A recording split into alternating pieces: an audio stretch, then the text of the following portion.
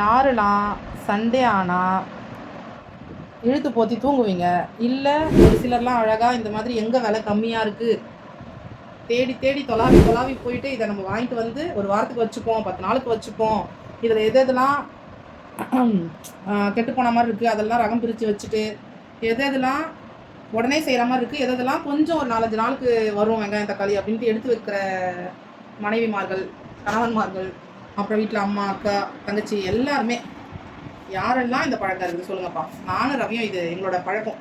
பாருங்கள், உருளைக்கிழங்கு இப்போ தான் அப்படி க்ளீன் பண்ணிகிட்டே இருக்கிறேன். அதுக்கு இடையில கொஞ்சம் ஈரல் வேறு எடுத்துட்டேன். அதுக்கு இடையில வந்து டென்சி பையா டென்சி பொண்ணுக்கு உண்டான கொஞ்சம் ஈரல். எங்களுக்கு வந்து இன்றைக்கி நாங்கள் பிரியாணி செய்கிறோம், அதுக்கு உண்டான ஃபஸ்ட் டைமாக வந்து ராயலில் ஃபஸ்ட் டைமில் இது வந்து நாங்கள் ஒரு 4 வருஷத்துக்கு முன்னாடி இந்த பிராண்ட் சாப்பிட்டோம். அதுக்கப்புறம் 4-5 வருஷம் நாங்கள் எடுக்கவே இல்லை, இந்த பிராண்ட் எடுத்து செய்யவே இல்லை. பிரியாணி வாங்கியிருக்கோம், பிரியாணி செய்யலாம் அப்படின்னு சொல்லிட்டு. ஸோ எங்களோட சண்டே வந்து இந்த மாதிரி போகுது. உங்களோட சண்டே எப்படி போகுது அப்படிங்கிறத சொல்லுங்கள். அழகாக இதெல்லாம் பாருங்கள், க்ளீன் பண்ணி இதெல்லாம் நாங்கள் பாக்ஸ் பண்ணி வச்சுப்போம்.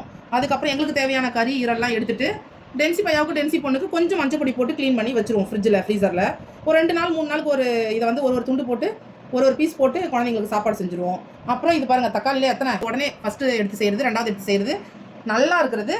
அதுக்கும் அடுத்து உள்ளது ஒரு 4 ரகம் பிரித்து வச்சுருக்கிறேன். பிரியாணிக்கு தேவையானது எடுத்துகிட்டு கிச்சனில் வச்சாச்சு. மாங்காய் இருக்குது, ஏன்னா சீசன் முடிய போகுது. பீட்ரூட்டு, அதுக்கப்புறம் இதுலேயும் பாருங்கள், இது ஒரு சீக்கிரமாக செய்யணும், இதுவும் சீக்கிரமாக செய்யணும். அதெல்லாம் வந்து கொஞ்சம் நாள் படம் வச்சு செஞ்சுக்கலாம். அப்புறம் பீட்ரூட் வந்து குழந்தைங்களுக்கு சாதம் ஏதாச்சும் கொள்றதுக்கு யாரெல்லாம் இந்த மாதிரி எடுத்து சேகரித்து வைப்பீங்க இந்த ஞாயிற்றுக்கிழமைனா, இல்லை உங்கள் வீட்டில் சந்தை மார்க்கெட் இருக்குது, அது வீக்லி ஒன்ஸ் சந்தை மார்க்கெட்டாக அந்த அன்றைக்கி எடுத்து வைக்கிறது அப்படி இருந்தால் கமெண்ட்ஸில் கொஞ்சம் சொல்லுங்கப்பா. பாருங்கள், நாங்கள் எல்லாத்தையும் கொஞ்சம் க்ளீன் பண்ணி இதெல்லாத்தையும் அலசி கொஞ்சம் ஃபேனில் உணர வச்சு எல்லாத்தையும் எடுத்து ஃப்ரிட்ஜில் வச்சுருவோம். இதெல்லாம் கொஞ்சம் ஃப்ரீசரில் வச்சுருவோம். இன்றைக்கி டே முடிஞ்சது, கடைசியாக பிரியாணி காமிக்கிறோம். ஓகே, பாய்.